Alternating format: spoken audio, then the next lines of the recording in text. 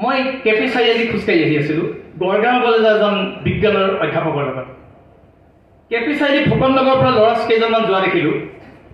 এই ল'ৰাকেইজনে চুলিখিনি এই অংশ ৰাখি এইখিনি কাটি আৰু মানে ফুটবলৰ ড্ৰেছ পিন্ধি ঠিক সেই সময়ত ৰোনাল্ডোৱে মানে চুলি যিটো ষ্টাইল চাইকেল বল লৈ 4:30মান বজাত ফিল্ডলৈ যোৱা দিছোঁ, বৰ্ডিং ফিল্ডলৈ।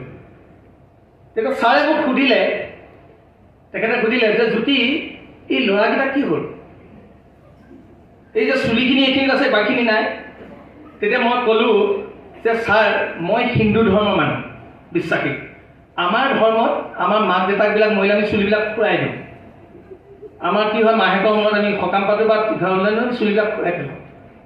মোৰ বিশ্বাস যিটো মোৰ অভিজ্ঞতা, ইহঁতৰ মাক দেউতাক চাগে আধা মৰি শেষ হ'ল, অলপমান জীয়াই থাকিবলৈ বাকী আছে, অলপকৈ আছে, একেবাৰে লাষ্টৰখিনি ফুৰাই দিব, কমপ্লিট শেষ। এই সাধুটো মই অভিভাৱকসকলক ক'লোঁ, কোনো যাতে অভিভাৱকৰ মৃত্যু হ'ব নালাগে, অলপ কৰি থাকিব নালাগে। দায়িত্ব আছে, চিন্তা আছে, ভাৱনা আছে, এই সকলোবিলাক কথা ক'লোঁ। মই যিসকলে আজি অভিনন্দন জনাব তেওঁলোকক মই হিয়া ভৰা আশীৰ্বাদ দিছোঁ, শুভেচ্ছা জনাইছোঁ। মই কওঁ যে তোমালোক মানুহ